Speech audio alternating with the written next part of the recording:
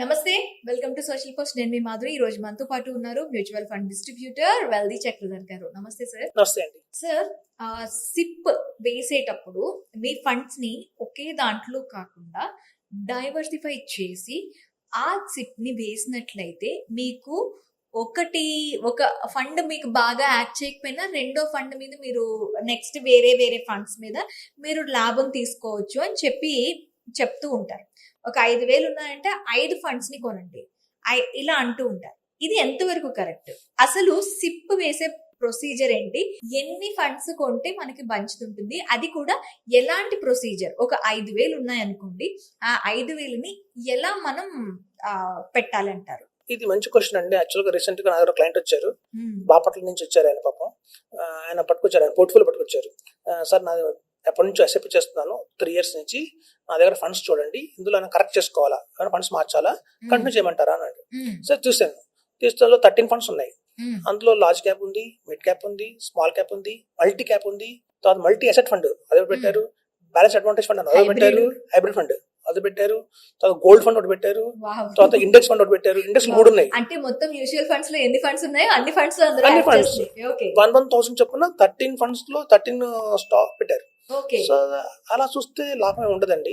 Best example exams జరుగుతున్నాయి, ఇప్పుడు quarterly exams జరుగుతున్నాయి దసరా ముందు. సో ఇప్పుడు మనకి ఎగ్జామ్స్ లో ఎలా ఉంటుందంటే, సపోజ్ మ్యాథ్స్ తీసుకుందాం ఒక సబ్జెక్ట్, మ్యాథ్స్ లో ఎంత వచ్చాయి అని ఒక పిల్లని అడిగితే 90% వచ్చిందని చెప్తాడు, 90 మార్క్స్ వచ్చింది చెప్తాడు. మనం ఏమనుకుంటాం, అబ్బో బెస్ట్ స్టూడెంట్ అనుకుంటాం. కానీ సైన్స్ లో ఎంత వచ్చాయి అని అడిగాం అనుకోండి, 80 వచ్చాయి అంటాడు. ఇప్పుడు ఆ రెండు వీటి మధ్య యావరేజ్ అయిపోయింది, 85 అయిపోయింది యావరేజ్ రెండు. ఇప్పుడు నెక్స్ట్ క్వశ్చన్ సోషల్ ఎంత వచ్చాయి అన్నా అనుకోండి, 60 వచ్చాయి అంటాడు. మళ్ళీ చూస్తే మీకు యావరేజ్ తగ్గిపోయింది. మీరు ఇంగ్లీష్ లో ఎంత వచ్చాయంటే మళ్ళీ 50 అంటాడు, తెలుగులో 40 వచ్చాయి అంటాడు. సో మీరు సబ్జెక్ట్ లో యాడ్ చేస్తున్న కొద్దీ ఆ ఫస్ట్ మ్యాథ్స్ లో 90% ఉండదు, మొత్తం అన్ని యాడ్ చేసుకుంటే యావరేజ్ 55% వస్తుంది. ఎందుకంటే కొన్ని సబ్జెక్టులు ఎక్కువ వచ్చాయి, కొన్ని సబ్జెక్టులు తక్కువ వచ్చాయి. సో ఇట్లాగే చాలా మంది తెలియక ఏం చేస్తారంటే ఫండ్స్ పెంచుకుంటూ వెళ్తారు. అందులో కరెక్ట్ గా 20% ఇచ్చే ఫండ్స్ రెండే ఉంటాయి, మిగతావన్నీ 2%, 5%, 7% ఇచ్చే రిటర్న్స్ ఉంటాయి. సో అలా ఉండడం వల్ల ఏముంటుంది, యావరేజ్ అయిపోయి మీకు మొత్తం పోర్ట్ఫోలియో చూస్తే 12%, 10% ఉంటుంది. సో ఈ 10%, 12% మనం కొట్టిసోల్ అవ్వడం చాలా కష్టం అని చెప్తున్నాను. సో కాబట్టి ఎప్పుడు కూడా ఫండ్స్ అలా సెలెక్ట్ చేసుకోవాలి అంటే మన టెన్యూర్ బట్టి సెలెక్ట్ చేసుకోవాలి. ఎప్పుడైనా చూడండి, మార్కెట్ లో ఎందుకు స్ప్రెడ్ చేస్తారు, డైవర్సిఫికేషన్ ఎందుకు చేస్తారంటే అన్ని కాలాల్లోనూ ఒకటే ఫండ్ పనిచేయదు. మీరు అన్నట్టు మిడ్ క్యాప్, స్మాల్ క్యాప్ అనుకోండి, ఒక టైంలో బాగా బుల్ రన్ వచ్చింది అనుకోండి, మార్కెట్ బాగా బుల్ రన్ వెళ్తుంటే మీకు మిడ్ క్యాప్, స్మాల్ క్యాప్ ఇచ్చినట్టు ఏది ఇవ్వదు. ఒకవేళ బేర్ మార్కెట్ అంటే మార్కెట్ బాగా పడిపోయింది అన్నప్పుడు లార్జ్ క్యాప్ ఇచ్చినట్టు మీకు ఏది ఇవ్వదు. సో మనం తాజాగా చూసాం, లాస్ట్ 1.5 year లో only multi cap, large cap ఈ రెండే రిటర్న్స్ బాగా ఇచ్చాయి. మిడ్ క్యాప్, స్మాల్ క్యాప్ అయితే బాగా పడిపోయినాయి. Best example quant small cap తీసుకుందాం. క్వాంట్ స్మాల్ క్యాప్ మీకు బుల్ రన్ లో లాస్ట్ 2020 నుంచి కూడా 2024 దాకా బుల్ రన్ బాగా ర్యాలీ వచ్చింది. అప్పుడు అది ఇచ్చిన రిటర్న్స్ అయితే మీకు అబ్నార్మల్ 40% రిటర్న్ 1 year లో అట్లా వచ్చింది. కానీ లాస్ట్ 1.5 years చూస్తే ఎస్ఐపి చూస్తే రిటర్న్ అనేది -7% ఉంది. మైనస్ లో వెళ్ళిపోయింది, అది ప్లస్ కాదు మైనస్ వెళ్ళిపోయింది. సో కాబట్టి ఏంటంటే అట్లాంటి టైంలో కూడా, అలాంటి 1 year టైంలో కూడా మోతులో నష్టం మళ్ళీ 7% ఇచ్చింది. ఇప్పుడు చూడండి, మీరు అన్ని బెస్ట్ స్మాల్ కేస్ కొట్టారనుకోండి, స్మాల్ క్యాప్ కొట్టారనుకోండి, లేదా బెస్ట్ మిడ్ క్యాప్ కొట్టారనుకోండి, ఒక్క ఎడల్ వైజ్ మీకు 19% రిటర్న్ ఇస్తే, టాటా వాళ్ళు 11% ఇస్తే, ఐటీఐ మ్యూచువల్ ఫండ్ వాళ్ళు ఇంకా తక్కువ ఇస్తారు, వాళ్ళు 6% ఇస్తారు. మీకు ఫండ్ హౌసెస్ మారిపోయిన దగ్గర కూడా రిటర్న్ మారిపోతుంది. మళ్ళీ అందరికి అదే బాంబే స్టాక్ ఎక్స్చేంజ్, ఒకళ్ళకేమో బాంబే స్టాక్ ఎక్స్చేంజ్, ఇంకోటికేమో నేపాల్ స్టాక్ ఎక్స్చేంజ్, ఇంకోటి శ్రీలంక స్టాక్ ఎక్స్చేంజ్ లేదు. అక్కడ అందరికి పనిచేస్తున్నా ఇదే స్టాక్ ఎక్స్చేంజ్, ఎవరికన్నా అవే స్టాక్స్. కానీ ఒక్క ఫండ్ హౌస్ కి ఇంకో ఫండ్ హౌస్ కి తేడా చాలా ఉంటుంది రిటర్న్స్ లో.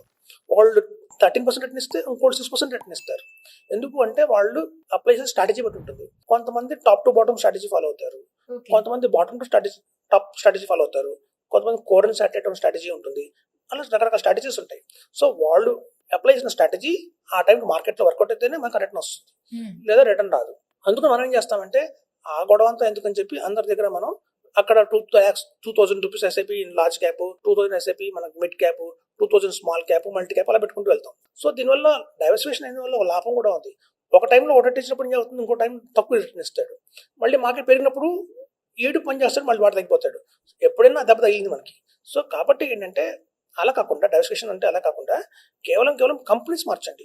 ఇప్పుడు మీరు చూడండి, 10 years హారిజన్ ఉంది అనుకోండి, 10 years హారిజన్ మీకు ఉంది అంటే గన్ షాట్ గా మిడ్ క్యాప్ వెళ్ళిపోండి, మిడ్ క్యాప్ కే. 15 years హారిజన్ ఉంది అనుకోండి, స్మాల్ క్యాప్ కే వెళ్ళండి. ఎవరు వెళ్ళాలి లార్జ్ క్యాప్ కంటే 5 years హారిజన్ ఉన్న వాళ్ళు, నాకు రిటర్న్ దగ్గరలో ఉంది, నాకు ఆల్రెడీ 55 ఏళ్ళు వచ్చేసాయి, ఇంకో 5 ఏళ్లలో రిటర్న్ అవుతున్నాను అనుకున్న వాళ్ళు మాత్రమే లార్జ్ క్యాప్ వెళ్ళాలి. సో లార్జ్ క్యాప్ మేము ఫండ్స్ ని ఎలా డైవర్సిఫై చేయాలి మనం తీసుకుని టెన్యూర్ బట్టి ఉంటుంది. ఓకే. ఇప్పుడు యంగ్స్టర్స్ అందరూ లార్జ్ క్యాప్ లో పెట్టక్కర్లేదు, మల్టీ అసెట్ క్లాస్ లో పెట్టక్కర్లేదు.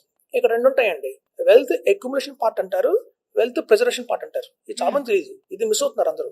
వెల్త్ అక్యుములేషన్ అంటే ఏంటంటే మన దగ్గర అసలు ఏం లేవు కార్పస్, ఈ ఏం లేని కార్పస్ జీరోలో ఉన్నాను, నేను జీరో నుంచి కొట్టేసాను అవ్వాలి, అది wealth accumulation part. Wealth preservation part వస్తుంది అంటే ఆల్రెడీ నేను ₹1 తెచ్చుకున్నాను మార్కెట్ లో, ఇప్పుడు వెల్త్ ప్రిజర్వ్ చేయాలి, ఉన్న ₹1 పోకూడదు ఫస్ట్. సో ఉన్న ₹1 దాచుకుంటూ కాపాడుకుంటూ పైకి వెళ్ళాలి నేను, అది వెల్త్ ప్రిజర్వేషన్ వస్తుంది. సో ఇప్పుడు వెల్త్ అక్యుములేషన్ లో ఉన్న స్టేజ్ లో ఉన్నప్పుడు మీరు only small cap, mid cap, large and mid cap వెళ్ళొచ్చు, కావాలంటే మల్టీ క్యాప్ వెళ్ళొచ్చు.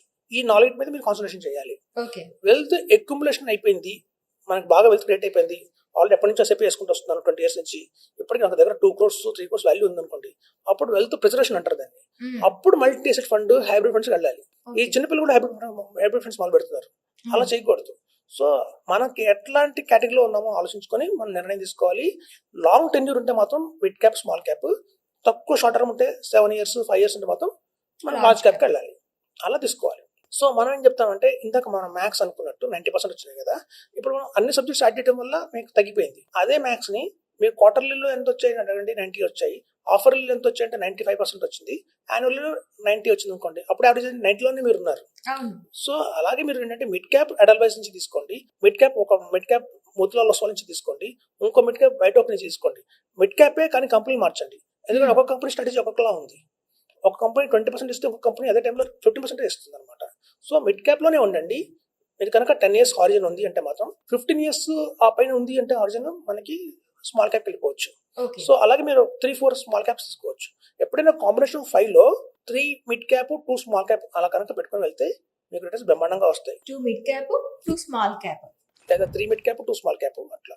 కానీ ఎప్పుడైనా గుర్తుంచుకోండి, 5 దాటి ఒక ఫండ్ కూడా ఉండకూడదు, ఒక్క ఫండ్ కూడా ఉండకూడదు. 5 దాటి ఒక ఫండ్ ఉందా అంటే మనం బ్రిటన్ లో మళ్ళీ పడిపోతున్నట్టు. బెస్ట్ ఆఫ్ 5 తీసుకోండి. అందుకే MF5 కొత్తగా వస్తుంది కాన్సెప్ట్, మ్యూచువల్ ఫండ్ 5. ఆ 5 లో MFD5 అంటారు దాన్ని, mutual fund 5 fixed deposit. Mutual fund లో ఫిక్స్డ్ డిపాజిట్ MFD5. ఆ 5 అంటే 5 years కావచ్చు లేదా 5,000 కావచ్చు. ఎస్టిమేట్ చేసుకోండి, బెటర్ గా ఉంటుంది. 5 funds మించి ఉండకండి.